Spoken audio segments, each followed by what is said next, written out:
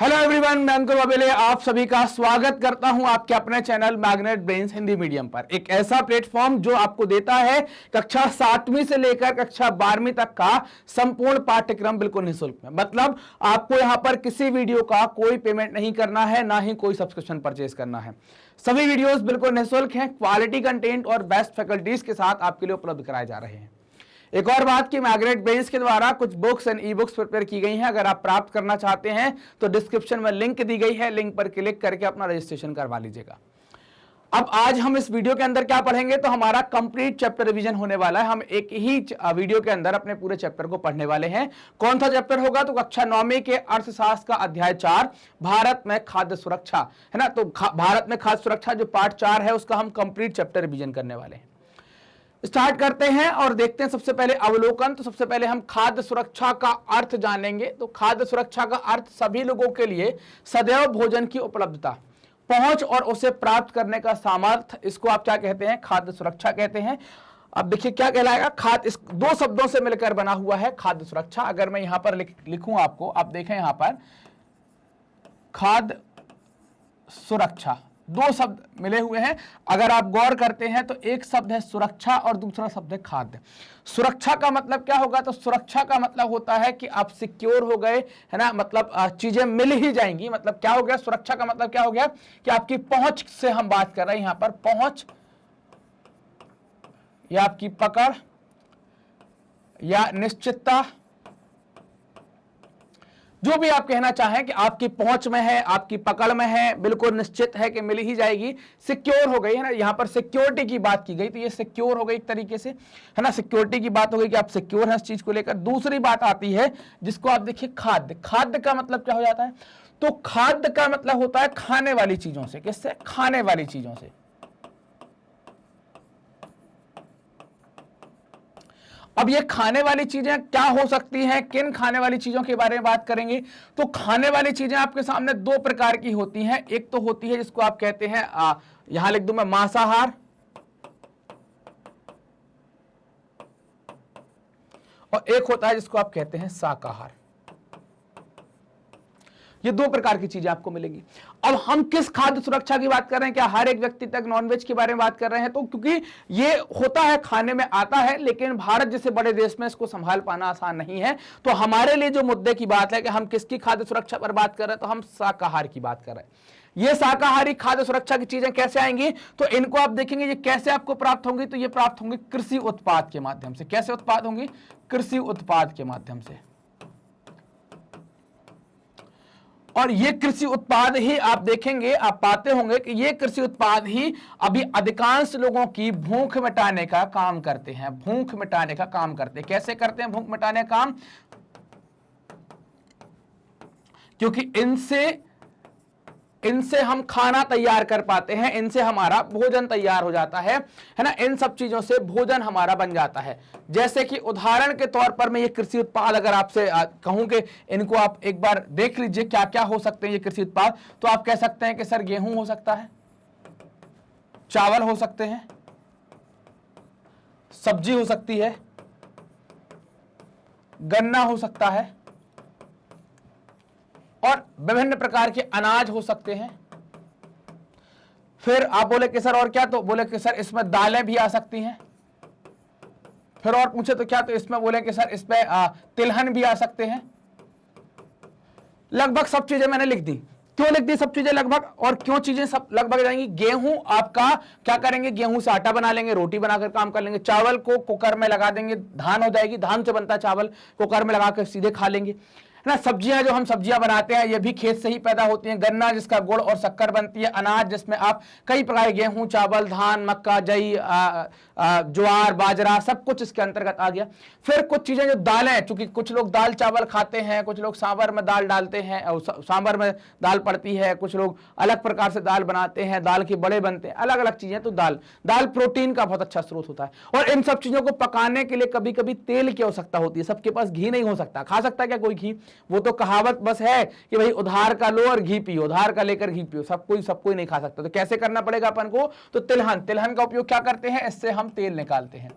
अब ये सारी चीजों में कई सारी चीजें हैं, जैसे आप नॉनवेज वाले को भी पकड़ लेंगे, मांसाहार में भी, तो इनमें कई सारी चीजों की उसको आवश्यकता पड़ेगी। तो हम खाद्य सुरक्षा की बात किस में कर रहे हैं, तो हमारी खाद्य सुरक्षा में बात आपको समझ में आ गई कि हमने दो शब्द देख लिए, खाद्य और सुरक्षा, दोनों के मतलब देख लिए। दोनों के मतलब में खाने वाली चीजें, मतलब इतनी चीजों तक लोगों की पहुंच हो जाए तो वो क्या हो जाएगी, उसको खाद्य सुरक्षा कहेंगे। अब एक और बात आती है, खाद्य सुरक्षा में मान लीजिए कि सड़ा अनाज मिल गया, तो आप क्या कह रहे हैं, ऐसा अनाज, ऐसा खाद्य आपको मिले जो खाकर शरीर को लगे, शरीर की आवश्यकताओं की पूर्ति करे, तभी उसको खाद्य सुरक्षा कहा जाएगा। क्लियर बात? चलिए, तो ये बात क्लियर हो गई कि भाई क्या होगा, यहां तक लोगों की पहुंच हो जाए। जब भी अनाज के उत्पादन या उसके वितरण की समस्या आती है तो सहज ही निर्धन परिवार उससे अधिक प्रभावित होते हैं। खाद्य सुरक्षा सार्वजनिक वितरण प्रणाली, शासकीय सतर्कता और खाद्य सुरक्षा के खतरे की स्थिति में सरकार द्वारा की गई कार्यवाही पर निर्भर करती है। अभी हमें यह देखना है कि भाई जो वितरण होता है, हमें वितरण को समझना है कि वितरण की समस्या से जो गरीब होते हैं, निर्धन परिवार होते हैं, उनके साथ क्या समस्या यहां पर आ जाती है, उसको भी हमें जानना है यहां पर। ठीक, तो पहले हम इसको जान लेते हैं कि गरीबों के साथ क्या समस्या यहां पर आ जाती है। ये बात क्लियर है? देखो, कहा गया है कि जो निर्धन लोग हैं, एक रेखा बना लेता हूं मैं, एक लाइन, कई बार ऐसा पूछते हैं कि भैया लाइन तैयार कर लो, एक लाइन अपन ने बना ली। यहां पर एक लाइन बनाकर हम बात करेंगे कि इस लाइन के दोनों कोने हमने बना लिए। कोने कैसे बना लिए, इसको हमने कह दिया शहरी क्षेत्र और इसको हमने कह दिया ग्रामीण क्षेत्र। और जो ये रेखा हमने तैयार की है, जो ये रेखा हमने तैयार की है, इसको क्या कहते हैं, निर्धनता रेखा हमने कह दी। क्या कह दिया, निर्धनता रेखा। हमने पढ़ी है, याद होगा आपको, सबको याद होना चाहिए, भूलना नहीं चाहिए बातें। अब आपको निर्धनता रेखा के नीचे किनको डाला जाएगा, ये एक रेखा बना दी कि इसके नीचे कोई आएगा तो वो निर्धन हो जाएगा और इसके ऊपर होगा तो वो निर्धन नहीं होगा, अमीर नहीं कहेंगे। इस रेखा के यहां पर कोई है तो बस वो है कि उसको निर्धन आप नहीं कहेंगे, लेकिन वो अमीर नहीं कहलाएगा। और यहां पर जो होगा उसको निर्धन कहेंगे। मतलब यहां पर एक कोई व्यक्ति है, एक यहां पर कोई व्यक्ति है, तो क्या फर्क है, यहां वाले व्यक्ति को कहेंगे निर्धन व्यक्ति और यहां वाले को कहेंगे निर्धन नहीं है। अब क्या फर्क है इन दोनों में, तो इनका अगर आप देखें चीजें तो कैसे तैयार की। शहर में अगर हम आर्थिक तरीका देखते हैं तो आर्थिक तरीके में आपने पाया कि 1000 रुपए प्रति व्यक्ति प्रति माह की बात की गई। और इसके अलावा अगर आप खाद्य के हिसाब से देखते हैं, खाद्य के हिसाब से देखते हैं, तो अगर हम खाद्य के हिसाब से देखें तो कितना चाहिए, 2400 कैलोरी,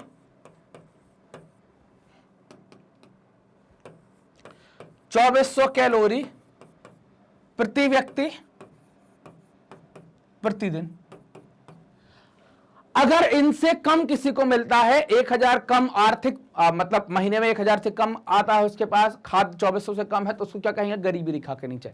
लेकिन अगर किसी ने 1001 कर लेता है तो इसका मतलब क्या है, वो लाइन के यहां आ गया है। लेकिन इस स्थिति में कोई खास फर्क दोनों की में होगा नहीं, है ना। तो इसलिए इनकी सुरक्षा के बारे में भी हमें बात करनी है। और ग्रामीण क्षेत्र में क्या आ जाएगी, तो ग्रामीण क्षेत्र में आप देखेंगे यहां पर कितना हो जाएगा, 840 प्रति व्यक्ति।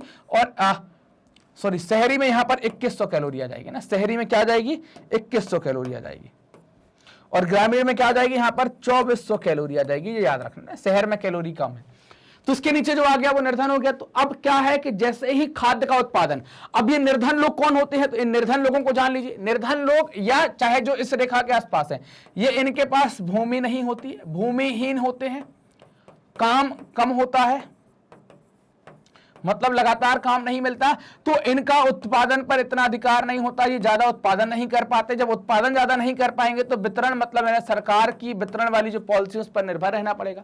खुद पैदा ज्यादा कर नहीं पा रहा, अगर वितरण सही से नहीं हुआ तो इनको मिल नहीं पाएगा, तो ये क्या हो जाएंगे, इनके साथ समस्या जाएगी, ये खाद्य असुरक्षित हो जाएंगे। बात समझ में आई? क्योंकि ये लोग इतना पैदा नहीं करते कि उसको बेच कर और कहीं से कुछ चीजें खरीद लें और प्राप्त कर लें। अगर सरकार वितरण कुछ गड़बड़ कर देती है या सरकार की तरफ से वितरण नहीं हो रहा है शुरुआत में, अगर आप धीरे धीरे देखें तो वितरण प्रणाली बाद में डेवलप हुई है, तो आप देखें अगर वितरण नहीं हो पाता तो ये लोग क्या होते हैं, इनकी सुरक्षा जो खाद्य की है वो असहज हो जाती है। क्लियर बात?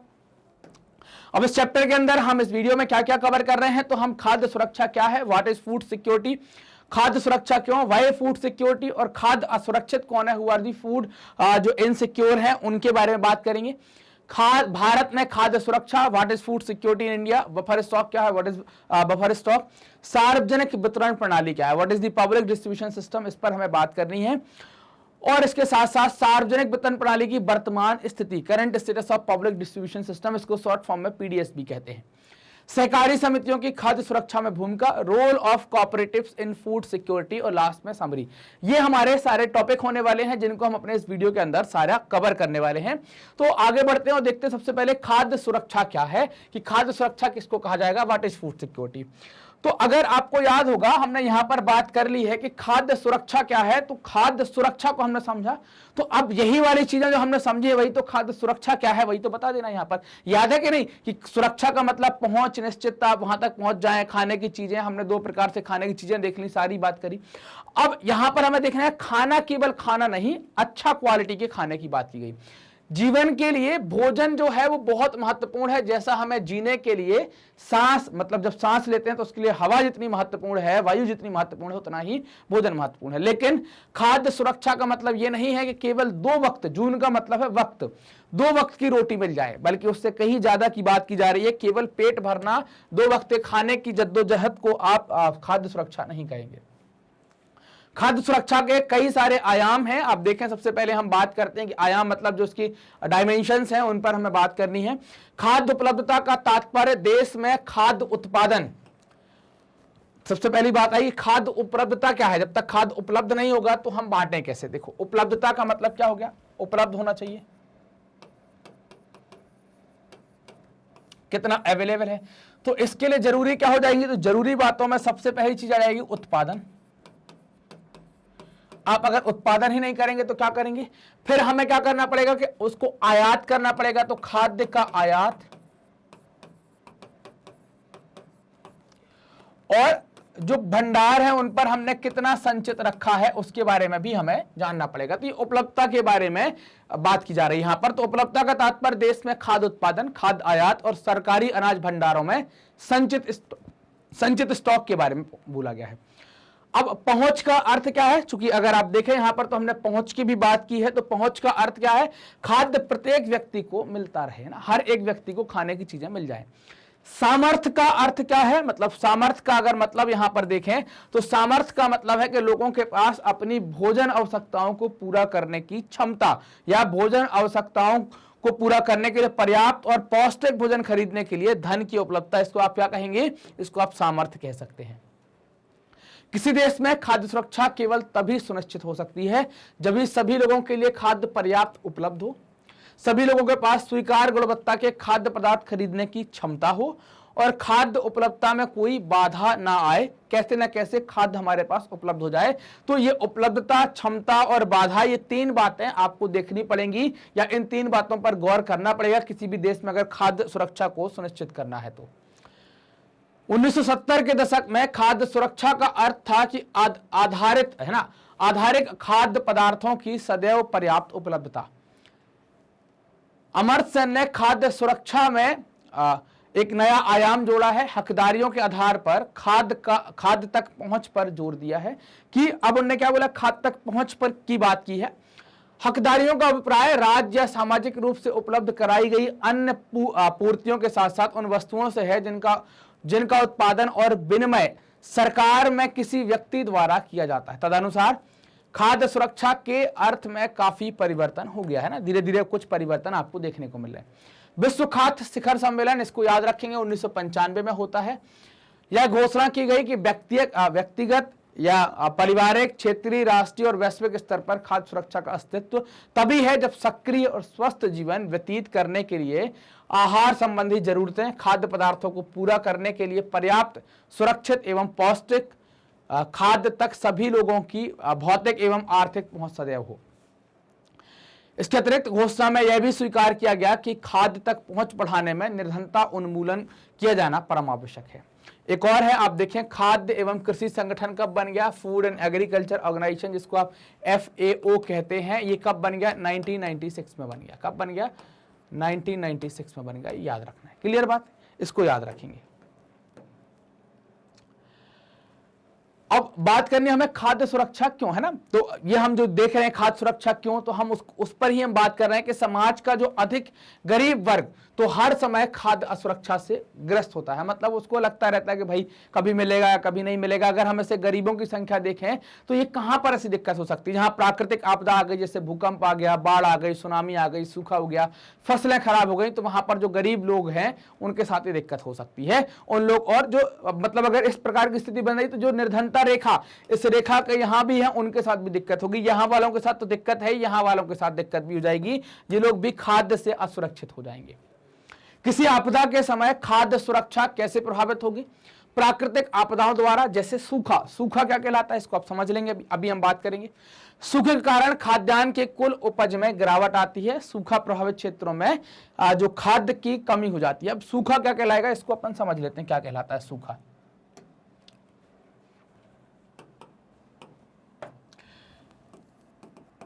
सूखा का मतलब क्या होगा, इसको अगर आप देखें कि सूखा क्या कहलाएगा, तो सूखा का मतलब होता है जल की उपलब्धता में कमी।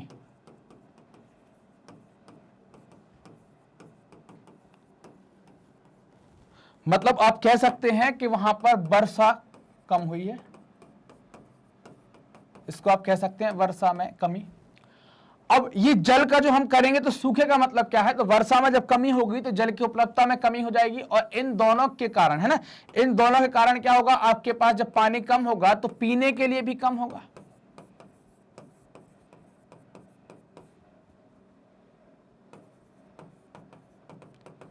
और साथ ही साथ खेत में सिंचाई के लिए भी कम होगा। जब आप सिंचाई नहीं कर पाएंगे, दिक्कत आएगी, तो आपकी फसल क्या हो गया,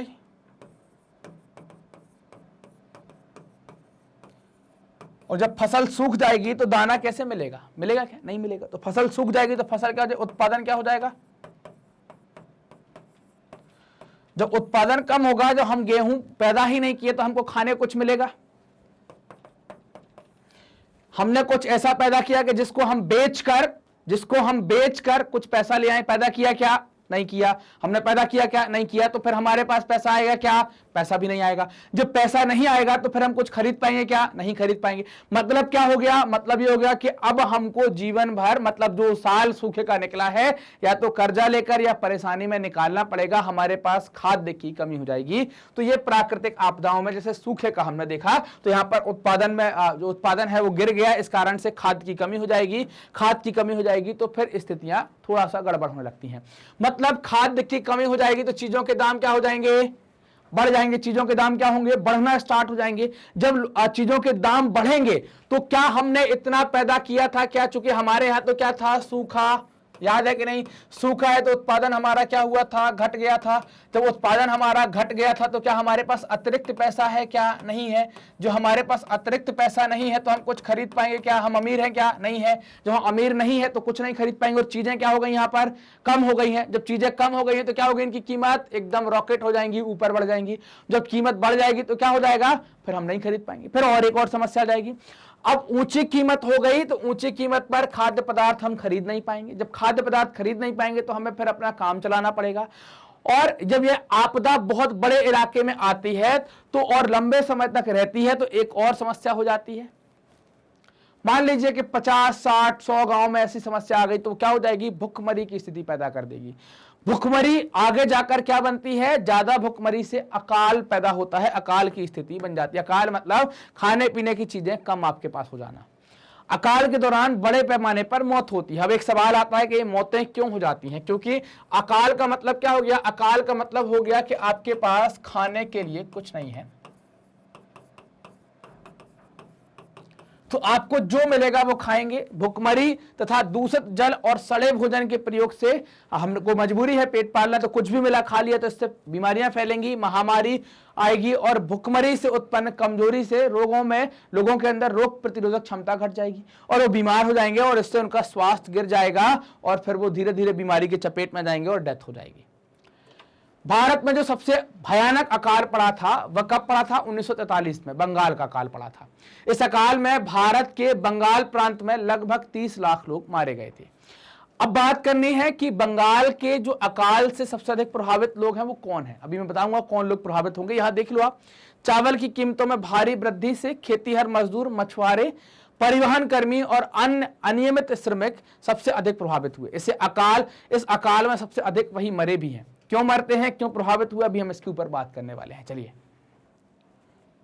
देखो, तो अकाल देख लें पहले, फिर प्रभावित हुए लोग कौन से हैं। तो अब अकाल के बारे में आप जान गए हैं कि अकाल क्या है, हमने अभी जान लिया।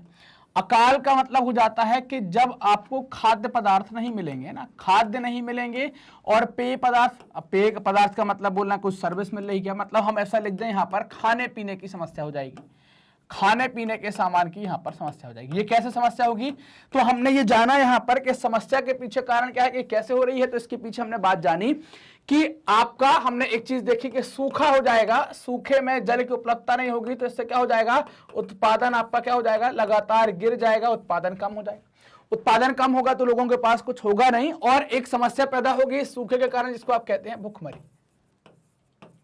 भूखमरी लंबे समय तक रह जाएगी तो वो क्या बना देगी, वो अकाल बना देगी। जब भूखमरी लंबे समय के लिए रह जाएगी तो वो अकाल को बना देगी।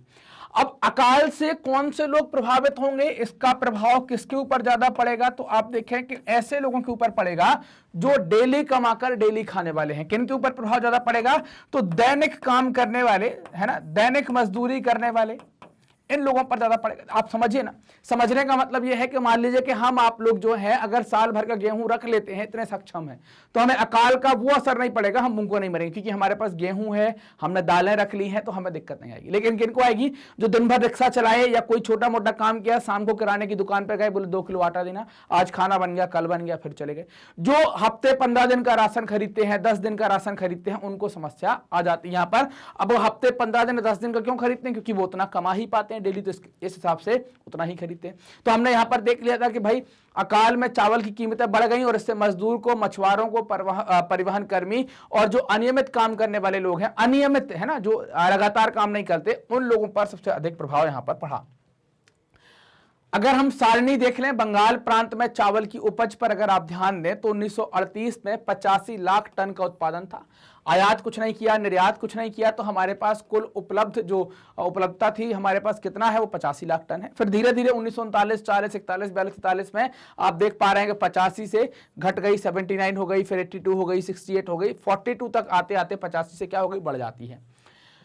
अब जब ये आप अगर 42 तक देख रहे हैं तो हम निर्यात कुछ नहीं कर रहे हैं, चूंकि आप आयात जरूर कर रहे हैं, क्योंकि हमें खाद्य सुरक्षा के लिए कुछ खाद्य की आवश्यकता यहां पर थी, तो इस कारण से हमें मंगाना पड़ रहा था। तो आपने यहां पर देखा कि भाई जैसे आप देखो 43 में आते आते क्या होगी, 76 जो है 76 लाख टन हम उत्पादन कर रहे हैं, 3 लाख टन का हम आयात कर रहे हैं, ताकि हमारी जो उपलब्धता है वो मेंटेन बनी रहे, सब लोगों के पास पहुंच सके। ये फोटो देखें, ये फोटो राहत केंद्र पर भूखमरी से पीड़ित लोग हैं जो 1945 के हैं, और ये बंगाल के अकाल के दौरान पूर्वी बंगाल के चटगांव जिले में गांव छोड़कर जाता हुआ एक परिवार है। मतलब अगर आप अकाल में देखें तो लोगों को मजबूरी में राहत केंद्र, आप देख पा रहे हैं कपड़े नहीं है, शरीर कैसा हो गया है, खाने की बड़ी समस्या है, और खाने के लिए अपना जीवन गुजारने के लिए राहत केंद्र में जा रहे हैं। 43 का एक और उदाहरण है, आप देखें 43 का एक उदाहरण कि एक परिवार के लोग अपना गांव छोड़कर कहां जा रहे हैं, शहर की तरफ जा रहे हैं। चूंकि अकाल पड़ गया तो गांव में कुछ होगा नहीं, जहां हम ऐसी जगह चले जाएं ताकि क्या हो जाए, कुछ काम मिल जाए, तो हमारा कुछ काम धाम यहां पर चलता रहे। क्लियर। अगली बात करते हैं कि भारत में बंगाल जैसा अकाल फिर जो है वो दोबारा नहीं पड़ा। क्यों नहीं पड़ा, कि दोबारा कभी क्यों नहीं पड़ा, तो इस पर देखें, नहीं पड़ने के पीछे कारण क्या है कि हमारे यहां पर उत्पादन जो है वो ज्यादा हो गया, उत्पादन बढ़ना स्टार्ट हो गया, इस कारण से नहीं पड़ा। लेकिन चिंता का विषय है कि आज भी अकाल जैसी स्थिति व्याप्त है, और भूख के कारण कुछ लोगों की मृत्यु भी हुई है ना, भूख के कारण कई सारे लोग मर भी जाते हैं, उनकी डेथ हो जाती है। प्राकृतिक आपदाओं एवं महामारियों के कारण भी खाद्य में भी कमी आ जाती है ना, खाद्य जो है उनमें कमी आ जाती है, जो उत्पादन हम कर रहे हैं खाद्य पदार्थों का उनमें कमी होती है। उदाहरण के लिए कोविड-19 का आप उदाहरण ले सकते हैं, जो आपने अभी हाल में सबने देखा होगा। लोगों के आवागमन पर वस्तुओं एवं सेवाओं पर भी प्रतिबंध लगाए गए, जिससे आर्थिक गतिविधियों प्रभावित होती हैं।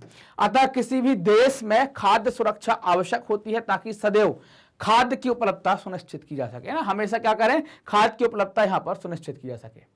यद्यपि भारत में लोगों का एक बड़ा वर्ग खाद्य एवं पोषण की दृष्टि से असुरक्षित है ना, खाद्य और पोषण की दृष्टि से एक बहुत बड़ा वर्ग असुरक्षित है। अगर हम देखें इसमें कौन कौन से लोग शामिल हैं, तो भूमिहीन शामिल हैं, जिनके पास जमीन नहीं है, वो लोग शामिल हैं।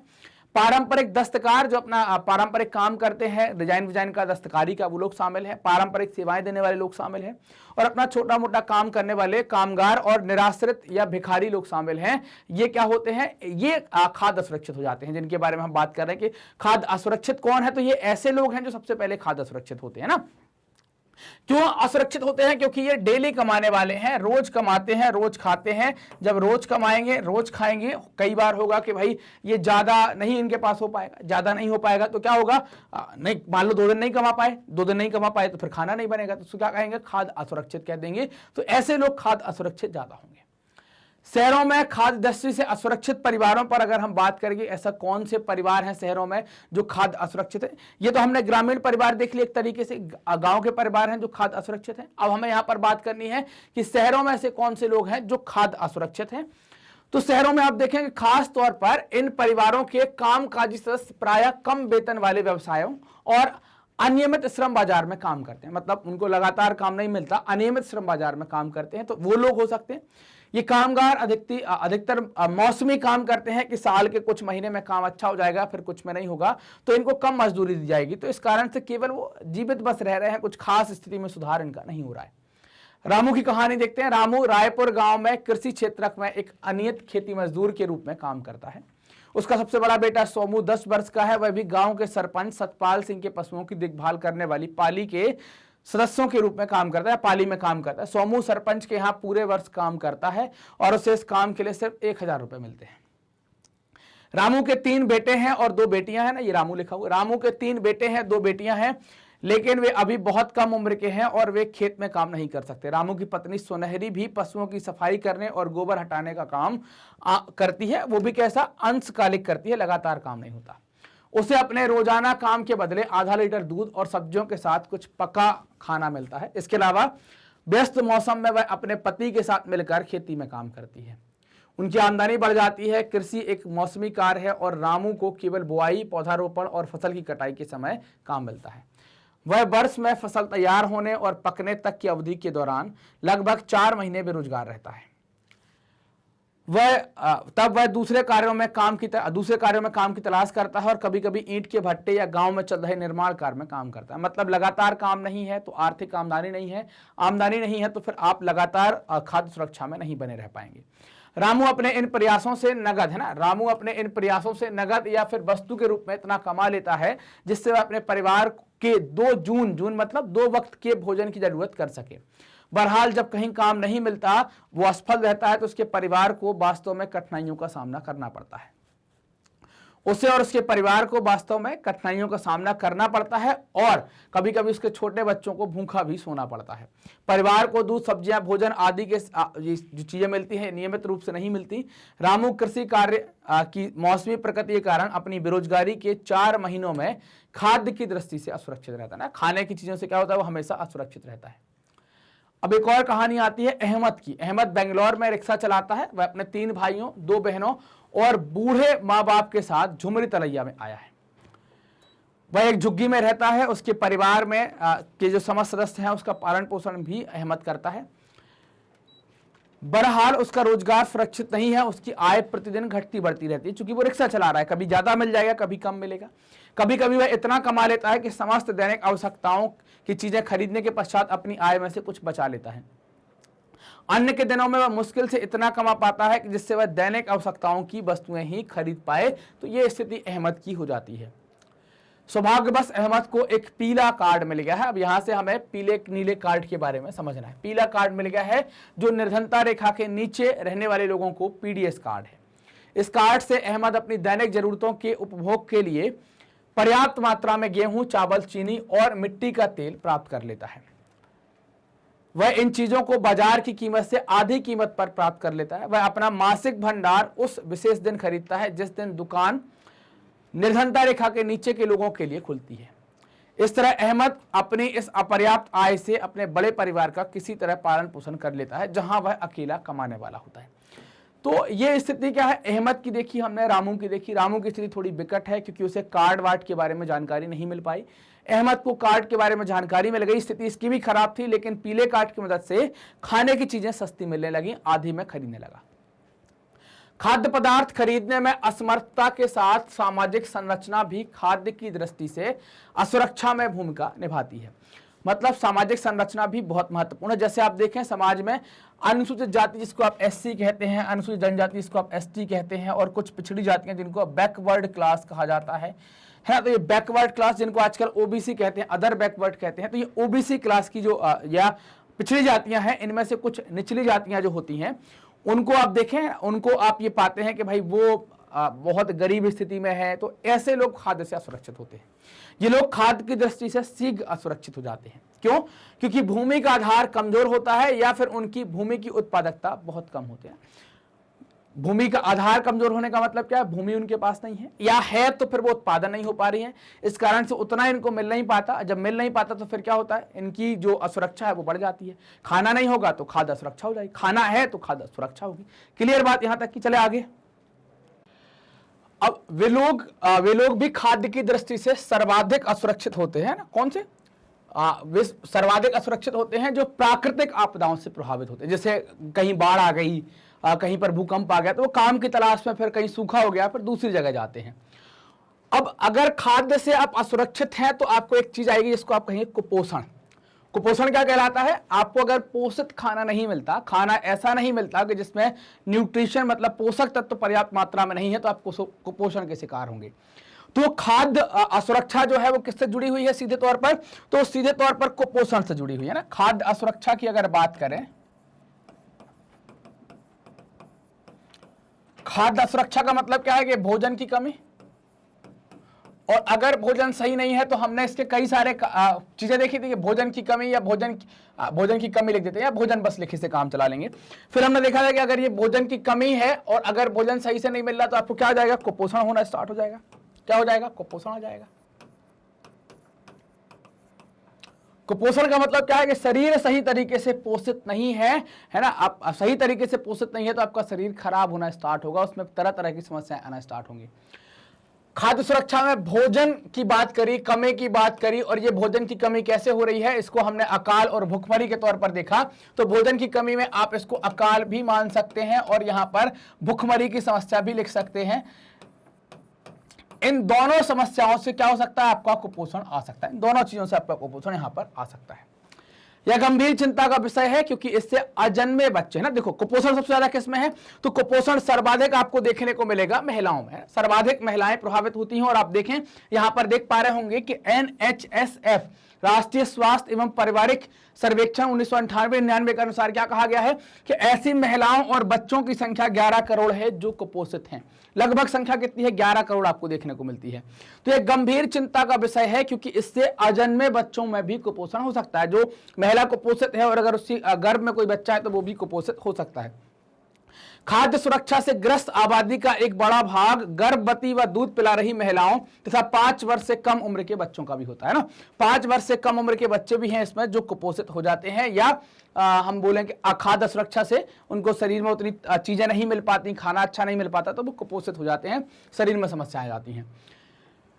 देश के कुछ क्षेत्रों जैसे आर्थिक रूप से पिछड़े जहां पर गरीबी है, या आदिवासी और सुदूर क्षेत्र जो दूर के क्षेत्र हैं, यहां पर भी आपको देखने को मिलेगा कि ये लोग भी खाद्य असुरक्षित हैं। यहां पर प्राकृतिक आपदाओं से बार बार प्रभावित होने वाले क्षेत्रों में खाद्य दृष्टि से असुरक्षित लोगों की संख्या अनुपातिक रूप से अधिक देखने को मिलती है। वास्तव में ये इलाके कहां मिलेंगे? उत्तर प्रदेश, बिहार, झारखंड, उड़ीसा, पश्चिम बंगाल, छत्तीसगढ़, मध्य प्रदेश और महाराष्ट्र के कुछ भाग जो खाद्य दृष्टि से क्या है? असुरक्षित हैं। भुखमरी खाद्य की दृष्टि से असुरक्षा को इंगित करने वाला एक दूसरा पहलू है। तो भुखमरी ने क्या बता दिया कि भुखमरी ने एक तो ये बता दिया कि खाद्य की दृष्टि से असुरक्षा को बता दिया, और भुखमरी ने एक और चीज बता दी कि गरीबी को व्यक्त करने वाली एक चीज भी है और भुखमरी से गरीबी आती भी है, ऐसा भी कहा गया। इस तरह खाद्य की दृष्टि से सुरक्षित होने से वर्तमान में भुखमरी समाप्त हो जाती है और भविष्य में भुखमरी का खतरा कम हो जाता है।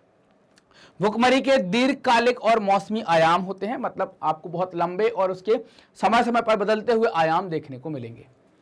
दीर्घकालिक भुखमरी मात्रा या गुणवत्ता के आधार पर अपर्याप्त आहार ग्रहण करने के कारण होती है।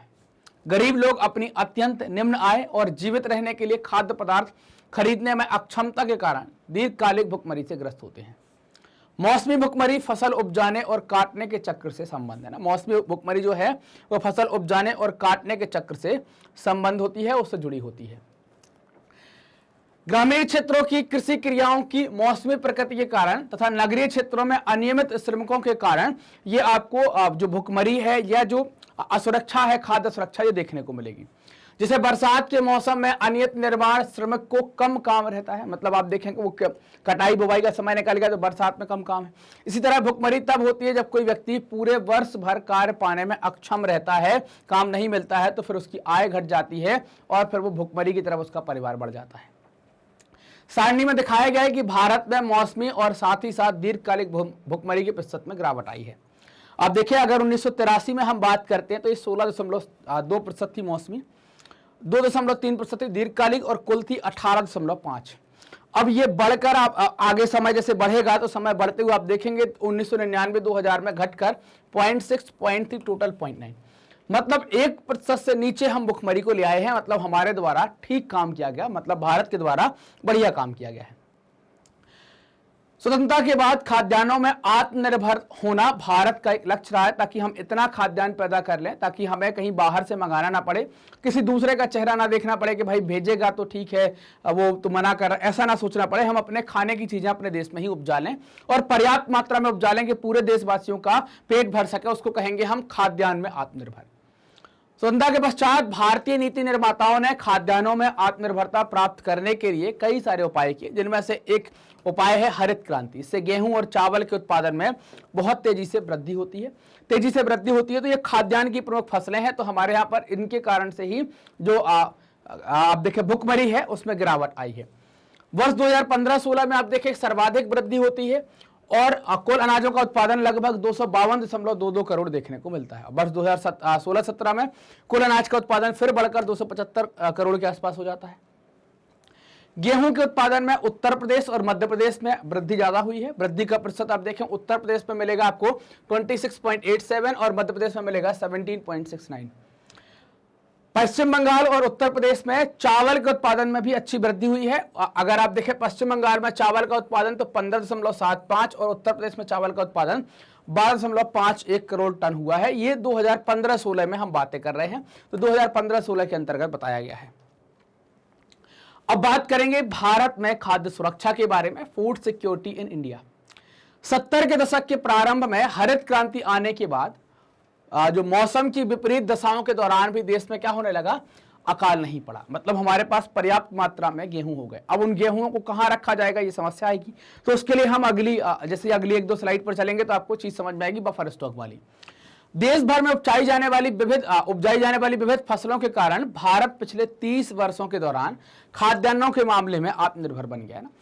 मतलब आत्मनिर्भर क्या है कि हम इतना पैदा कर ले रहे हैं कि हमारे देश में हम सब जगह पर उसका वितरण कर सकते हैं, हर घर में खाना बन सकता है, इतना हम पैदा कर लेते हैं।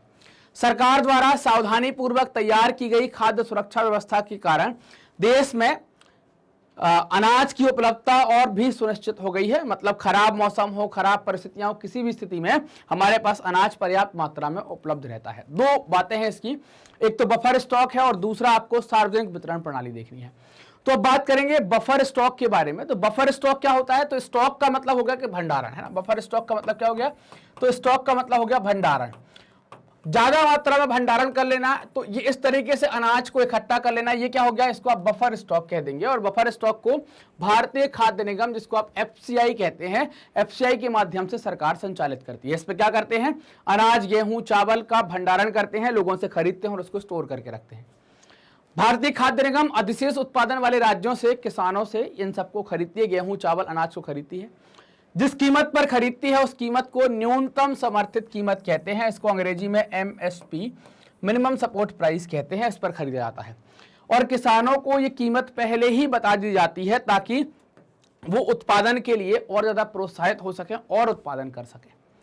इन फसलों के उत्पादन को प्रोत्साहन देने के उद्देश्य से बुवाई के मौसम में ही इनकी कीमत बता दी जाएगी कि हम कितनी कीमत पर खरीदेंगे, ताकि क्या हो, बुवाई ज्यादा होगी तो फिर खरीदी ज्यादा होगी और भारत में स्टॉक बढ़ जाएगा तो हर एक व्यक्ति तक हम आसानी से पहुंचा पाएंगे।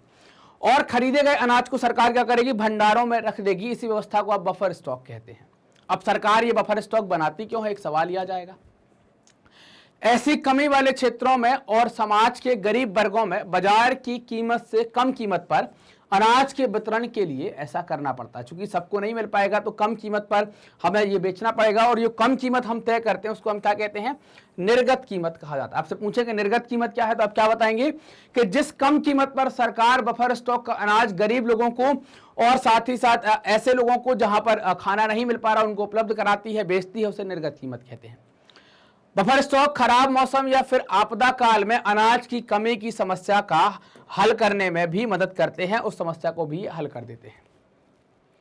अब अगली चीज आती है सार्वजनिक वितरण प्रणाली क्या है। हमें पब्लिक डिस्ट्रीब्यूशन सिस्टम के बारे में बात करनी है। देखिए क्या होगा सार्वजनिक वितरण प्रणाली। अगर हम देखें, हमने यहां पर 2 4 5 चीजें देखी हैं, मैं एक एक करके नाम लिख लेता हूं।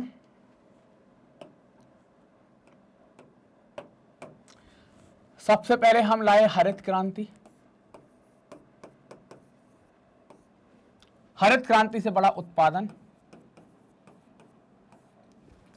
उत्पादन की हुई खरीदी, खरीदी का हुआ भंडारण,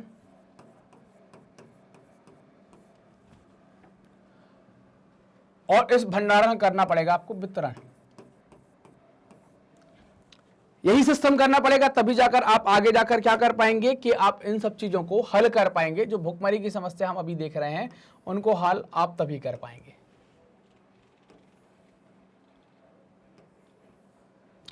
ठीक, ये ब्लॉक आपने देख लिया कि भाई ये प्रक्रिया हमारी चली, क्या चली, हमने हरित क्रांति से हमारा उत्पादन बढ़ा, है ना। हरित क्रांति से उत्पादन बढ़ता है, उत्पादन बढ़ा तो फिर उस उत्पादन को सरकार खरीदेगी तो कहाँ रखेगी, उसका स्टॉक करना पड़ेगा, भंडारण हो जाएगा, फिर उसको बांटना पड़ेगा।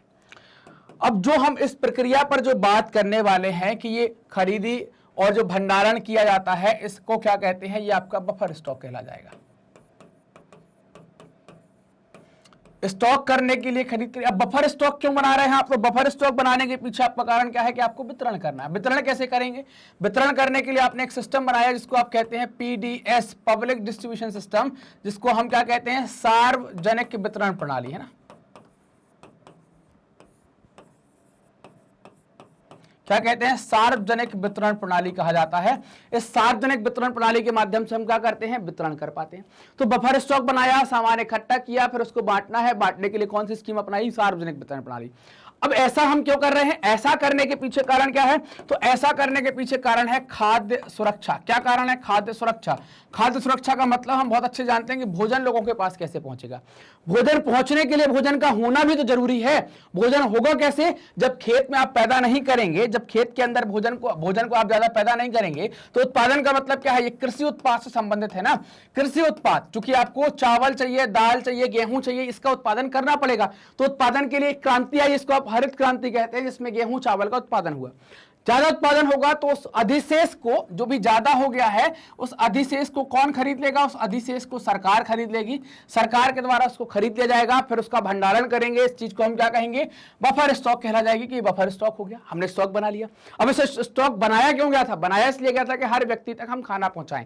कैसे पहुंचाएंगे, उसके पास अनाज, गेहूं, दाल, चावल पहुंचाने के लिए वितरण व्यवस्था को अपनाया गया। उस वितरण व्यवस्था को आप पीडीएस या सार्वजनिक वितरण प्रणाली कहते हैं। और इस सार्वजनिक वितरण प्रणाली के अंतर्गत आप कैसे बांटेंगे, तो राशन की दुकानें, राशन की दुकान के माध्यम से आप इसकी बटाई करेंगे। बटाई मतलब क्या है, इसको जगह जगह पर वितरित करेंगे या बहुत सस्ते दामों में उपलब्ध कराएंगे, लोग खरीद पाएंगे, कम दाम में अनाज, गेहूं, दाल, चावल मिल जाएगा, तो फिर उनके पेट का पालन हो पाएगा। समझ में आई बात यहां तक की। चलिए, तो भारतीय खाद्य निगम द्वारा अधिप्राप्त अनाज को सरकार विनियमित राशन दुकानों के माध्यम से क्या करती है, समाज के गरीब वर्गों में वितरित करती है। हमने देखा भी क्यों वितरित करेगी, जिनके पास खाने की पहुंच नहीं है उनके पास इसका वितरण किया जाएगा। इस प्रणाली को सार्वजनिक वितरण प्रणाली या पीडीएस कहा जाता है। अधिकांश क्षेत्र, गांव और कस्बों, शहरों में ये दुकानें हैं। लगभग देश में कितनी दुकानें हैं, 5.5 लाख के आसपास दुकानें देश में आपको देखने को मिलेंगी। 5.5 है ना। राशन की दुकानें, इन दुकानों को आप उचित दर वाली दुकानें भी कहते हैं। यहां पर चीनी, खाद्यान्न और खाना पकाने के लिए मिट्टी के तेल का भंडारण किया जाता है। यह सब बाजार से कम कीमत पर लोगों को बेचा जाता है। और राशन कार्ड रखने वाला कोई भी परिवार प्रतिमाह अनुबंधित मात्रा में, जो भी तय किया गया, जैसे 35 किलोग्राम, 5 लीटर मिट्टी का तेल, 5 किलोग्राम चीनी खरीद सकता है। वो अपने निकटवर्ती दुकान से। राशन कार्ड सबने देखा होगा, इस प्रकार का कुछ राशन कार्ड होता है, बीपीएल, एपीएल, 3-4 प्रकार के राशन कार्ड होंगे, उनको हम देखेंगे। 3 प्रकार के राशन कार्ड हैं, एक है अंत्योदय कार्ड, एक है बीपीएल कार्ड और एक है एपीएल कार्ड। अंत्योदय कार्ड का मतलब जो गरीबों में बहुत गरीब है उनके लिए अंत्योदय कार्ड हो गया, और जो गरीबी रेखा के नीचे रह रहे हैं उनके लिए बीपीएल कार्ड हो गया, और जो सामान्य लोग हैं उनके लिए एपीएल कार्ड हो गया। 3 कार्ड आपको मिल गए। इन कार्डों के माध्यम से आपको दुकान से राशन मिल जाएगा। अब बात करेंगे भारत में राशन व्यवस्था की शुरुआत। तो शुरुआत क्या कह रहे हैं, बंगाल में अकाल पड़ा। अब अकाल पड़ा तो फिर से अपन स्लाइड पर चलते हैं। अकाल पड़ा तो कैसे अकाल को हम हल करेंगे ना, अकाल को कैसे हल किया जाएगा ये हमें समझना पड़ेगा। यहां पर देखो कैसे हल करेंगे अकाल को, ये हम देख लेते हैं। अब अकाल का मतलब क्या है कि जो आप खाने की चीजों की बात कर रहे हैं ना, जो आप खाद्य पदार्थ की बात कर रहे हैं, ये उत्पादन होगा तो ये क्या है, ये कृषि उत्पाद है, और इसी कृषि उत्पाद का आप क्या उपयोग करेंगे, खाने में करेंगे। तो इस कृषि उत्पादन की कमी पड़ गई है, मतलब खाने पीने की चीजों की कमी पड़ गई है। खाने पीने की चीजें क्या हो गई आपके पास, कम हो गई हैं। अब जो खाने पीने की चीजें आपको नहीं मिल पाई हैं तो आप किस स्थिति में चले गए, भूखमरी की स्थिति में चले गए। आपको क्या लगी, भूख लगी, भूखमरी हुई, मतलब भूख आपकी भर नहीं पा रही है, फिर स्थिति क्या बन जाती है, अकाल की बन जाती है। और ये अकाल हम कहां का ले रहे हैं, पश्चिम बंगाल का ले रहे हैं। तो अब सरकार को क्या करना पड़ा कि भाई अकाल की स्थिति से निपटने के लिए सरकार को ये खरीदना पड़ा, इनका भंडारण करना पड़ा या आयात करके भंडारण करना पड़ा, फिर इसको जगह जगह बंटवाना पड़ा। तो ये वितरण प्रणाली यहां पर डेवलप हो पाई कि जब आपके पास उत्पादन नहीं हुआ था, आपके पास भंडारण नहीं था, तो उस स्थिति में आपके यहां कोई आपदा आ गई, सूखा पड़ गया, बाढ़ आ गई या भूकंप आ गया, उस स्थिति में क्या हो गई, आपके यहां अकाल पड़ गया, खाने की चीज है नहीं और आपने तैयारी रखी नहीं है। तो सरकार क्या करती है, आपदा के समय ऐसी चीजों की तैयारी करके रखती है, बांटने का कोटा फिक्स होता है, इसके अलावा कुछ रिजर्व भी रखती है। तो फिर क्या हुआ, यहां से बंगाल का जो अकाल आया वहीं से इसकी व्यवस्था चालू हुई और यहां से दोबारा से सार्वजनिक वितरण प्रणाली जिंदा हो जाती है। हरित क्रांति के पूर्व भारी खाद्य संकट के कारण 60 के दशक के दौरान राशन प्रणाली दोबारा से जीवित हो गई।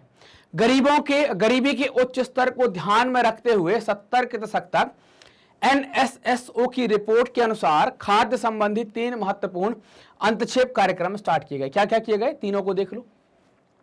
सार्वजनिक वितरण प्रणाली, एकीकृत बाल विकास शाखाएं और काम के बदले अनाज शाखाएं।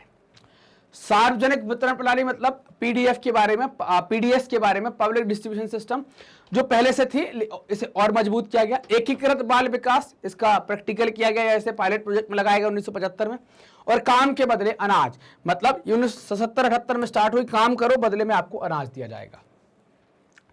इन वर्षों में कई नए कार्यक्रम भी शुरू किए गए और कार्यक्रमों को चलाने के बढ़ते अनुभवों के आधार पर अन्य कार्यक्रमों का पुनर्गठन किया गया। वर्तमान में अनेक गरीबी उन्मूलन कार्यक्रम, जिसको PAP कहते हैं, चलाए जा रहे हैं ग्रामीण क्षेत्रों में। स्पष्ट रूप से घटक क्या है, खाद्य भी है, मतलब खाद्य तो रखना ही पड़ेगा साथ में। जहां सार्वजनिक वितरण प्रणाली, दोपहर का भोजन आदि विशेष रूप से खाद्य की दृष्टि से सुरक्षा के कार्यक्रम इसमें शामिल हैं। अधिकतर PAP भी खाद्य सुरक्षा बढ़ाते हैं, रोजगार कार्यक्रम गरीबों की आय बढ़ाने का भी काम करते हैं। तो इन सबका भी खाद्य सुरक्षा में बड़ा योगदान आपको देखने को मिलता है। अब बात करेंगे सार्वजनिक वितरण प्रणाली की वर्तमान स्थिति के बारे में क्या है। सार्वजनिक वितरण प्रणाली खाद्य सुरक्षा सुनिश्चित करने की दिशा में भारत सरकार का सबसे महत्वपूर्ण कदम है। प्रारंभ में यह प्रणाली सबके लिए थी और निर्धनों और गैर निर्धनों के बीच कोई भेद नहीं था, मतलब गरीब अमीर का मतलब नहीं था, सब कोई खरीद ले यहां से। बाद में सार्वजनिक वितरण प्रणाली के अधिक दक्ष और अधिक लक्षित बनाने के लिए इसमें सुधार किया गया, इसको संशोधित किया गया। ये लाइन देख पा रहे लोग, कोटा की दुकान से शक्कर तल वाली चाय पियेंगे घर जाकर, ये है ना, आप भी पीना, हम भी पियेंगे क्लास के बाद। 1992 में देश के 1700 ब्लॉकों में, है ना, 1700 ब्लॉक कहलाते हैं जो तहसीलों के ऊपर नहीं होता, छोटा सा खंड, तो ब्लॉकों में संशोधित सार्वजनिक वितरण प्रणाली, जिसको RPDS कहते हैं, उसको शुरू किया गया। इसका लक्ष्य क्या है, दूर दराज और पिछड़े क्षेत्रों में सार्वजनिक वितरण प्रणाली को पहुंचाना। जून 97 में सभी क्षेत्रों में गरीबों को लक्षित करने के सिद्धांत को लेकर टारगेट बनाया, तो TPDS चालू किया गया। लक्षित सार्वजनिक वितरण प्रणाली की शुरुआत यहां पर की गई। यह पहला मौका था जब निर्धनों और गैर निर्धनों के बीच विभेदक कीमत आ गई, मतलब इनकी कीमत कम, इनकी कीमत को ज्यादा, ऐसा तय कर दिया। इसके अलावा 2000 में 2 विशेष योजनाएं, अंत्योदय अन्न योजना और अन्नपूर्णा योजना यहां पर प्रारंभ की गई। अब अंत्योदय अन्न योजना क्या है, तो गरीबों में जो ज्यादा गरीब है उनके लिए, और अन्नपूर्णा योजना क्या है, वरिष्ठ नागरिकों के लिए ये चलाई जाती है। इन दोनों योजनाओं का संचालन सार्वजनिक वितरण प्रणाली की वर्तमान नेटवर्क से जोड़ दिया गया, उसके माध्यम से किया गया। सार्वजनिक वितरण प्रणाली की कुछ महत्वपूर्ण विशेषताओं को हम सारणी में देखेंगे, सारांश सारणी में हमें दिया गया है। इन वर्षों के दौरान सार्वजनिक वितरण प्रणाली मूल्यों को स्थिर बनाए रखने, सामर्थ्य अनुसार कीमतों पर उपभोक्ताओं को खाद्यान्न उपलब्ध कराने, सरकार की नीति में सर्वाधिक प्रभावी साधन सिद्ध हुई है। मतलब इनके माध्यम से भुखमरी को हम कम कर पाए हैं, खाद्यान्नों की उपलब्धता लोगों के पास बढ़ा पाए। सारणी आप देख लीजिए, कुछ कार्यक्रम है। सार्वजनिक वितरण प्रणाली 1992 तक चली, सबके लिए थी। गेहूं के रेट 2.34, चावल के रेट 2.89। संशोधित जो आरपीडीएस है ना, सार्वजनिक वितरण को अपन क्या कह देंगे, पीडीएस कह देंगे, इसको क्या कह देंगे, आरपीडीएस कह देंगे। 1992 से स्टार्ट हुई, पिछड़े ब्लॉक टारगेट किए गए, 20 किलो खाद्यान्न मिलेगा इनको, 2.80 किलो 2.80 के हिसाब से गेहूं और 3.77 के हिसाब से इनको चावल मिलेगा। लक्षित जिसको आप टारगेट कहते हैं, टीपीडीएस आ गई। 1997 में इसको बनाया गया, 2000 में लागू किया गया, और 35 किलोग्राम खाद्यान्न देंगे।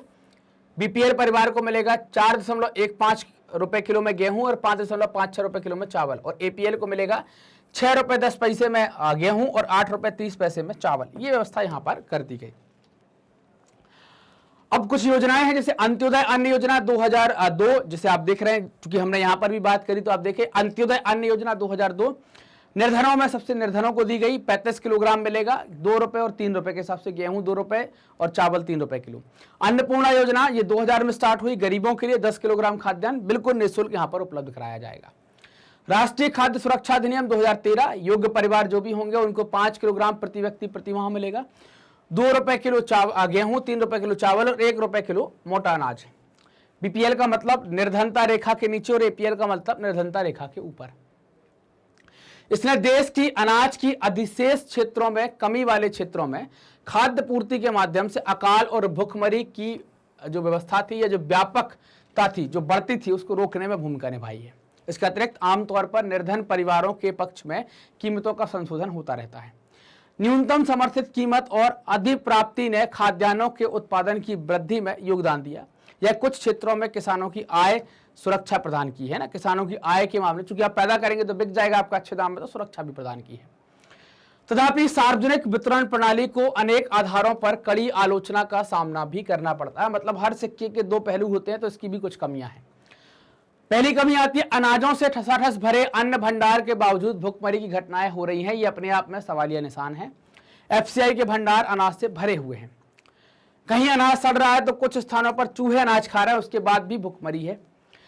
नीचे दिए गए आरेख में केंद्रीय पूल में आप देख सकते हैं खाद्यान्नों का स्टॉक और इसकी मौजूदा मानदंडों में अंतर आप देख पाएंगे। अभी हम देखेंगे, जो ग्राफ होगा उसमें देख लेंगे। खाद्य सुरक्षा अधिनियम 2013 में आया, याद रखेंगे। इसके तहत खाद्य एवं पोषण संबंधी सुरक्षा सस्ती कीमतों पर उपलब्ध कराई जा सके, ताकि मानव गरिमामय जीवन निर्वाह कर सके। इस अधिनियम के तहत 75% ग्रामीण जनसंख्या और 50% शहरी जनसंख्या को योग्य परिवार में वर्गीकृत किया गया है और इनको इस चीज से लाभान्वित किया गया है। अंत्योदय अन्न योजना 2000 में शुरू हुई। इसका जो लक्ष्य है वो क्या है, सार्वजनिक वितरण प्रणाली में आने वाले निर्धनता रेखा के नीचे के लोगों को टारगेट करते हैं। 1 करोड़ परिवार पहचाने गए हैं। संबंधित राज्य के ग्रामीण विकास विभागों ने गरीबी रेखा से नीचे गरीब परिवारों को सर्वेक्षण के द्वारा चुना। 2 रुपए प्रति किलोग्राम गेहूं और 3 रुपए प्रति किलोग्राम की अत्यधिक मतलब 3 रुपए प्रति किलोग्राम के हिसाब से चावल इनको दिए गए। ऐसा लगभग 25 किलोग्राम अनाज इनको उपलब्ध कराया जाता है। अनाज की यह मात्रा 2002 में 25 थी, बाद में बढ़कर 2003-04 में कितनी हो गई, ये 35 हो जाती है। 2003-04 में इसमें 50-50 लाख अतिरिक्त बीपीएल परिवार भी डाले गए, तो संख्या कितनी हो गई, लगभग 2 करोड़ हो गई है। सब्सिडी क्या कहलाती है, जैसे मान लीजिए कि हम कोई चीज 50 रुपए में खरीद रहे हैं, कोई चीज की कीमत 50 है लेकिन हमको देना पड़ रहा है 30, 20 रुपए इसके कोई और चुका देता है और ये हमारे में ऐड हो जाते हैं कि आपने खरीदी तो 20 रुपए सरकार चुका देगी। तो ये 20 रुपए जो आपको चुकाने नहीं पड़ रहे हैं लेकिन दुकानदार को मिल रहे हैं, तो वो क्या कहलाएगी, उसको सब्सिडी कहा जाएगा। क्लियर? ये वो ग्राफ की बात की गई है। तो ग्राफ आप देख सकते हैं कि कुछ जो बफर स्टॉक के बारे में बात की गई है, बताया है गेहूं के मानक। तो ये कुछ ऐसा है। वर्ष 2014 में एफसीआई के पास गेहूं और चावल का भंडार काफी था, 65.2 करोड़ टन के आसपास आपको देखने को मिलेगा, जो न्यूनतम बफर प्रतिमान से बहुत अधिक था। फिर भी बफर स्टॉक प्रतिमानों में लगातार ऊंचा बना रहा है। सरकार द्वारा शुरू की गई विभिन्न योजनाओं के अधीन खाद्यान्नों के वितरण के द्वारा स्थिति में सुधार हुआ है। इस बात पर आम सहमति है कि बफर स्टॉक का उच्च स्तर बेहद अवांछनीय है और यह बर्बादी भी है। विशाल खाद्य स्टॉक का भंडारण बर्बादी है और अनाज की गुणवत्ता में ह्रास होता है, रखरखाव में लागत भी आती है।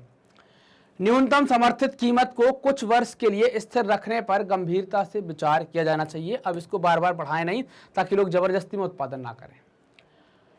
वर्धित न्यूनतम समर्थित कीमत पर अनाज की अधिक खरीदारी प्रमुख अनाज उत्पादक राज्यों जैसे पंजाब, हरियाणा, आंध्र प्रदेश की ओर से डाले गए दबावों का नतीजा है। मतलब सरकार, ये लोग दबाव डालते हैं ताकि आप समर्थित कीमत को बढ़ाकर रखें।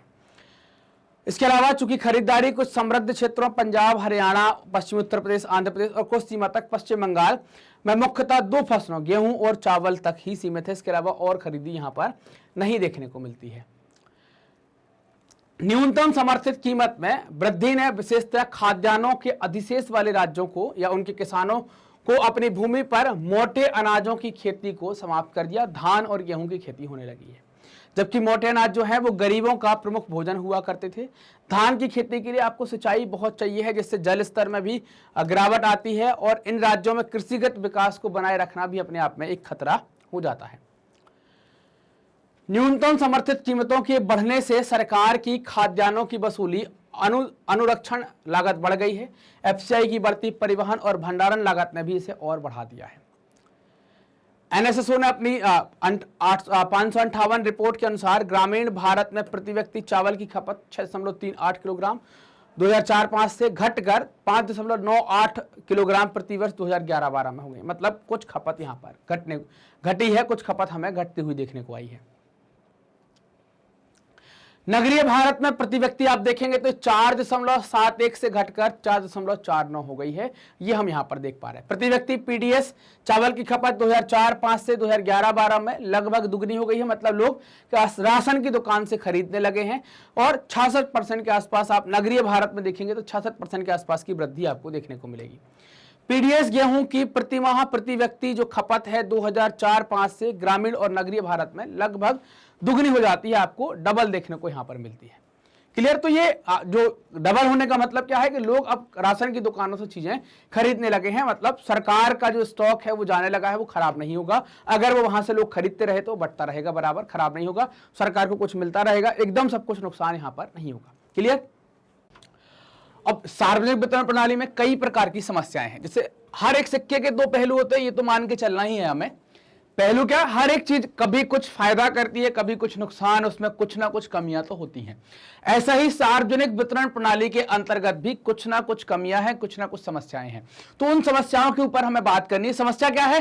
पहली तो बात आ गई डीलर को लेकर कि पीडीएस मतलब कि पब्लिक डिस्ट्रीब्यूशन सिस्टम, यानी कि सार्वजनिक वितरण प्रणाली जिस डीलर के माध्यम से की जाएगी। क्यों डीलर की बात क्यों की जा रही है? क्योंकि आपने राशन की दुकान देखी होगी कि राशन की दुकान कोई दुकानदार ही चलाएगा ना, सरकार तो चला नहीं पाएगी, वहां किसी को बैठाना पड़ेगा। तो इस दुकान को चलाने वाले व्यक्ति को आप डीलर कहेंगे। तो डीलर अधिक लाभ कमाने के लिए अनाज को क्या करता है? खुले बाजार में बेच देता है। क्या क्यों बेचता है? क्योंकि जब राशन की दुकान पे अनाज सस्ता बेचा जा रहा है तो इसको सस्ता ही मिल रहा होगा ना, फिर इस फायदा कमाने के लिए क्या करेगा? इसको बाजार में ले जाएगा और बाजार में दाम क्या होंगे? अधिक होंगे तो लाभ कमा लेगा। तो इस चक्कर में क्या करता है? बाजार में बेचना स्टार्ट कर देता है। राशन की दुकानों में घटिया अनाज बेचता है, सड़ा सड़ाया ले आएगा, वो बेचेगा, बदल लेगा, मतलब अनाज की अदला बदली कर देगा। और दुकान कभी कभार खोलेगा, रेगुलर नहीं खोलेगा। तो एक समस्या तो ये आ गई। इसमें 3 प्रकार की समस्याएं देख ली हमने, डीलर के माध्यम से देख ली। किसके? डीलर क्या क्या कर सकता है? तो डीलर के माध्यम से हमने यहां पर समस्याएं देखी। राशन की दुकानों में घटिया किस्म के अनाज का पड़ा रहना आम बात है, जो बिक नहीं पाता। अब यहां पर क्या हो गया कि अनाज का बिक नहीं पाना, यहां पर बिक नहीं पाएगा। फिर जब राशन की दुकानों पर ये अनाज बिक नहीं पाएगा तो गोदामों से राशन की दुकानों पर आएगा नहीं। जब राशन की दुकानों पर अनाज पड़ा है तो गोदामों में भी अनाज पड़ा होगा। मतलब जब राशन की दुकानें इन अनाज को नहीं बेच पाती हैं तो एफसीआई के गोदामों में अनाज का विशाल स्टॉक पड़ा रहता है, जमा हो जाता है और वो भी धीरे धीरे खराब होना स्टार्ट हो जाता है। तो ये कुछ समस्याएं हैं जो सार्वजनिक वितरण प्रणाली से संबंधित हैं। हाल के वर्षों में एक और कारण से सार्वजनिक वितरण प्रणाली में गिरावट आई है। क्या कारण है कि प्रत्येक परिवार के पास निर्धन या गैर निर्धन राशन कार्ड था, है ना। किसी के पास निर्धन है, किसी के पास गैर निर्धन है, जिसमें चावल, गेहूं, चीनी और दूसरी वस्तुएं जैसे मिट्टी का तेल और जिसको घासलेट कहते हैं, ये सब चीजें आपको मिल जाएंगी एक निश्चित कोटा में। प्रत्येक परिवार को ये एक समान या निम्न कीमत पर बेचे जा रहे थे। जो समस्या की बात कर रहे हैं, पहले क्या है, चाहे निर्धन हो चाहे गैर निर्धन हो, सबको कीमत क्या लगेगी, समान लगेगी। लेकिन हमने कीमत विभेदक देखे हुए हैं जिनने कीमत को बांट दिया, है ना। जो कीमत डिस्ट्रीब्यूटर हो गए, है ना, तो उन्होंने क्या कर दिया कि गरीब परिवार की कीमत अलग, अमीर परिवार की कीमत अलग, मध्यम परिवार की कीमत अलग, ऐसा कुछ निश्चित कर दिया। तो अब आजकल आप देख पा रहे हैं कि 3 प्रकार के कार्ड हैं, है ना। हमने देखा था अंत्योदय कार्ड है, बीपीएल कार्ड है, एपीएल कार्ड है, 3 कार्ड देखे हुए थे ना, याद है कि नहीं। अंत्योदय और 3 प्रकार के कार्ड में 3 प्रकार के लोग हैं और सबकी राशि अलग है, सबका कोटा अलग कर दिया गया है। बड़ी संख्या में परिवार राशन की दुकानों से अनाज खरीद लेते थे पहले, जब तक एक कॉमन चलता था। अब अलग अलग कर दिया है तो उनका कोटा निश्चित था। लेकिन अब क्या हो गया कि इनको तो सस्ता मिल रहा है तो ये लोग वहां जाएंगे, इनको सस्ता नहीं मिल रहा है तो ये लोग क्या करेंगे, ये जहां से इनको ठीक लगेगा वहां से ले लेंगे। इसमें निम्न आय वर्ग के परिवार शामिल थे, जिनकी आय निर्धनता रेखा के नीचे है, नीचे के परिवार की आय से थोड़ी अधिक है, वो क्या होगा, वो भी एपीएल में आ जाएंगे। फिर उनको महंगी चीजें मिलेंगी तो बाजार से, और इसमें कोई खास फर्क नहीं है तो फिर वो बाजार से खरीद लेंगे। अब 3 भिन्न कीमतों वाले टीपीडीएस की व्यवस्था में, जिसको टारगेट पीडीएस कहते हैं, तो टीपीडीएस की व्यवस्था में निर्धनता रेखा के ऊपर वाले किसी परिवार को दुकान पर बहुत कम छूट मिलती है। छूट लगभग उतनी है जितनी इनको खुले बाजार में है। इसलिए राशन की दुकान से इन चीजों की खरीदारी के लिए उनको बहुत कम प्रोत्साहन प्राप्त होता है। जब उन्हें प्रोत्साहन मतलब कि उन्हें डिस्काउंट नहीं अच्छा मिलेगा, कम कीमत नहीं मिलेगी, तो क्यों जाएंगे, बाजार से ही खरीद लेंगे। अब बात करेंगे सहकारी समितियों की खाद्य सुरक्षा में भूमिका को लेकर। भारत में विशेषकर देश के दक्षिणी और पश्चिमी भागों में सहकारी समितियां भी खाद्य सुरक्षा में एक महत्वपूर्ण भूमिका निभाती हैं। समितियां क्या होती है, कुछ लोगों का समूह हो जाता है जिसको आप समितियां कहते हैं, है ना। कुछ लोगों का एक समूह होता है। जैसे देखिए, आपको याद होगा हमने सहकारी समिति में बैंक वाली को देखा हुआ था। हर अलग अलग क्षेत्र की अलग अलग समितियां होती हैं। जैसे हमने बैंकिंग सेवा के मामले में देखा था कि बैंक के लिए काम कैसे करेंगे, वो हमने देखा हुआ था। अब हम देख रहे हैं किसानों के लिए भी आप देखेंगे, ये क्या करेंगे, किसानों के लिए खाद, बीज और दूसरी चीजों को उपलब्ध करवाएंगे। खाद चाहिए किसान को, बीज चाहिए है और कुछ उपकरण खरीदने हैं तो इनके लिए पैसा या संसाधन उपलब्ध करवाएंगी। ऐसे ही अब ये किसमें हम बात करने वाले हैं, राशन की दुकान के मामले में, ताकि राशन क्या हो, सही तरीके से अलग अलग गांव में बंट सके ना। ये क्या कर दिया पढ़ने कि राशन क्या होगा, सहकारी समिति से छोटे छोटे गांव में भी राशन की दुकान खुल पाएगी और हर एक व्यक्ति इस पीडीएस सिस्टम का, सार्वजनिक वितरण प्रणाली का उपयोग कर पाएगा। इसके लिए सहकारी समिति का यहां पर उपयोग किया गया है। तो खास तौर से दक्षिण और पश्चिमी भागों में आप इनको देख सकते हैं। सहकारी समितियां निर्धन लोगों को खाद्यान्न की बिक्री के लिए, ना, खाद्यान्न की बिक्री के लिए कम कीमत वाली दुकानें खोलती हैं, जगह जगह पर खोलेंगी ताकि कम कीमत वाली दुकान हो सके। तमिलनाडु में आप देखें जितनी राशन की दुकानें हैं उनमें लगभग 94% किसकी हैं, सहकारी समितियों के द्वारा चलाई जा रही हैं। इस प्रकार से उस समिति में 2-3 लोग जुड़े हुए हैं और ये क्या कर रहे हैं, अपनी दुकान कुछ ऐसे चला रहे हैं, लोगों को सस्ते में उपलब्ध करवा रहे हैं। उदाहरण ले लीजिए मदर डेयरी का और अमूल का। तो मदर डेयरी दिल्ली में उपभोक्ताओं को दिल्ली सरकार द्वारा नियंत्रित दरों पर दूध और सब्जियां वगैरह ये उपलब्ध करवा रही है। और अमूल को देखें, गुजरात में दूध तथा दुग्ध उत्पाद को के लिए ये काम करती है। तो क्या कर रही है, इनसे श्वेत क्रांति आ गई। अब ये श्वेत क्रांति क्या कहलाती है, इसको भी देख लेते हैं। श्वेत क्रांति क्या है, देखो, श्वेत क्रांति का मतलब क्या हो जाएगा, तो श्वेत क्रांति कहलाएगी आपकी कि हम जिस चीज, ये किस चीज से संबंधित होगी, सफेद चीज से संबंधित है। इस कारण से हम इसको क्या कह रहे हैं, श्वेत क्रांति कह रहे हैं। और हमारे लिए सफेद चीज क्या है, वो चीज है दूध या दुग्ध उत्पाद। इसके लिए क्या हो जाती है, इसको आप क्या कहते हैं, श्वेत क्रांति कहते हैं। अब इसमें क्या करना है, श्वेत क्रांति में दुग्ध उत्पाद का मतलब क्या करेंगे, यहां पर उत्पादन को बढ़ा देंगे। आप जब उत्पादन आपका बढ़ जाएगा, उत्पादन को बढ़ा देंगे तो दुग्ध उत्पाद भी बढ़ जाएंगे और इनकी पहुंच ज्यादा हो जाएगी, बाजार में ज्यादा आ जाएंगे, इनका निर्यात ज्यादा होने लगेगा, लोगों के पास उपलब्ध ज्यादा होंगे। और दूध को कंप्लीट फूड कहते हैं। अगर आप दूध का सेवन करते हैं डेली थोड़ी बहुत, मतलब 300 ml के आसपास एक व्यक्ति को करना चाहिए। तो अगर इतना सेवन करते हैं तो आपके शरीर में जो कमी रहती है उसकी पूर्ति दूध करेगा। विटामिन सी और डी बस नहीं होता इसमें, लगभग सब चीजें इसके अंतर्गत मिल जाती हैं। तो ये श्वेत क्रांति इनके द्वारा ला दी गई, मदर डेयरी और अमूल के द्वारा इनका योगदान इसमें आप मान सकते हैं। देश के विभिन्न भागों में कार्यरत सहकारी समितियों के अनेक उदाहरण हैं, कई सारे उदाहरण आप ले सकते हैं। जैसे आप देख सकते हैं कि हमने खाद बीज के लिए, जैसे आप गांव में देखते होंगे सोसाइटी से खाद खरीद लेना, सोसाइटी से बीज खरीद लेना, जिन्होंने समाज के विभिन्न वर्गों के लिए खाद्य सुरक्षा को सुनिश्चित किया है। महाराष्ट्र में एकेडमी ऑफ डेवलपमेंट साइंस, जिसको एडीएस कहते हैं, एकेडमी ऑफ डेवलपमेंट साइंस ने विभिन्न क्षेत्रों में अनाज बैंक, है ना, क्या किया, अनाज बैंक स्थापित किए हैं। ये एक गैर सरकारी संगठनों का नेटवर्क है, एनजीओस का नेटवर्क है, उनके माध्यम से स्थापित हुए हैं। एडीएस गैर सरकारी संगठनों के लिए खाद्य सुरक्षा के विषय में प्रशिक्षण और क्षमता निर्माण का कार्य करता है, उसके कार्यक्रम चलाता है ताकि उनकी क्षमताएं बढ़ सकें।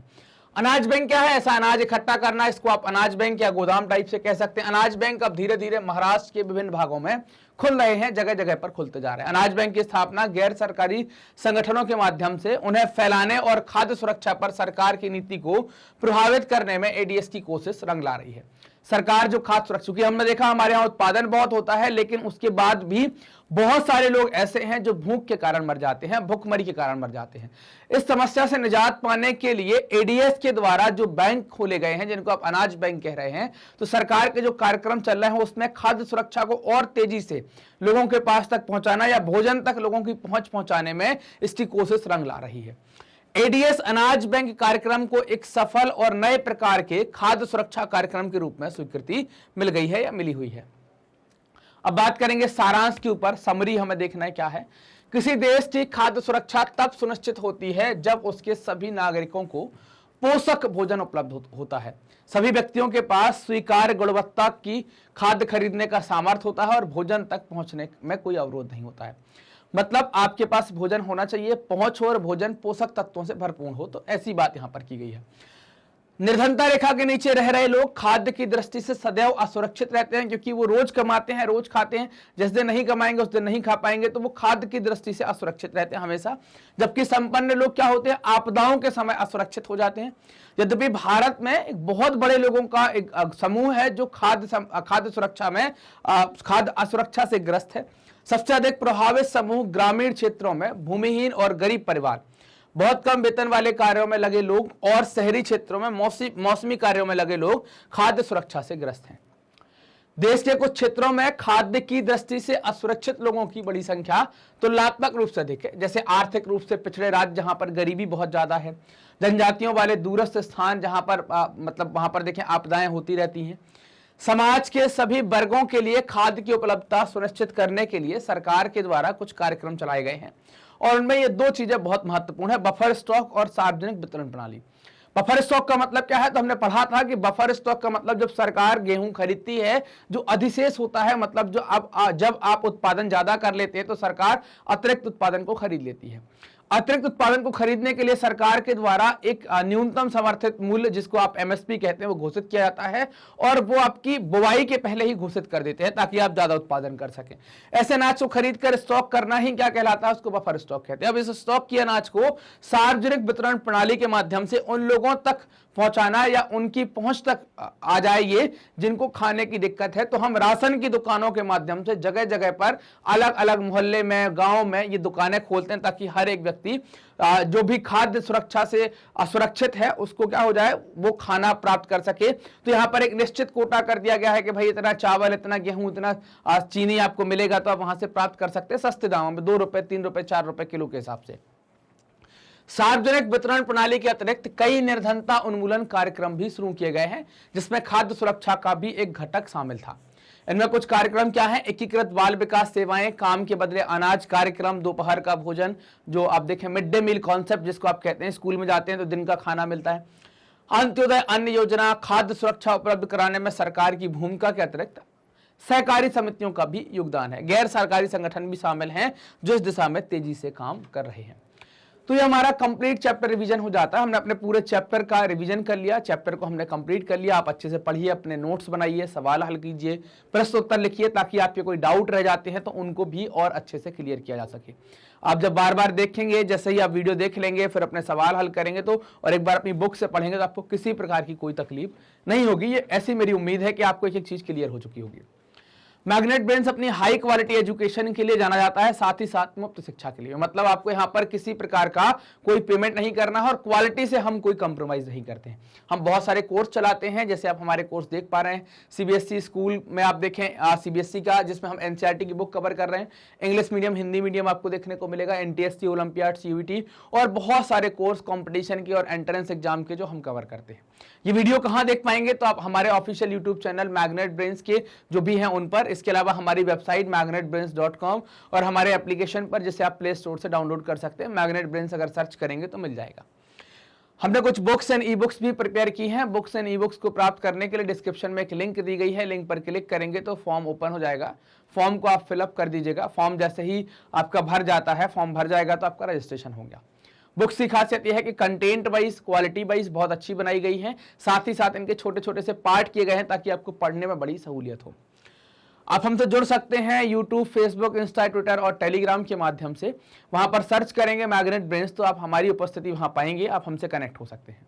ये वीडियो आप देख रहे हैं मैग्नेट ब्रेन्स के Hindi channel magnet brains Hindi medium पर, तो चैनल को सब्सक्राइब कीजिए, वीडियो को लाइक कीजिए और अपने दोस्तों के साथ शेयर कीजिए। कमेंट सेक्शन में जाकर अपने डाउट भी पूछ सकते हैं और आप हमें भी बता सकते हैं कि आपको वीडियो कैसे लग रहे हैं। मिलते हैं अगले वीडियो में, तब तक अपना ध्यान रखिए, ख्याल रखिए, मस्त रहिए, जबरदस्त रहिए। धन्यवाद।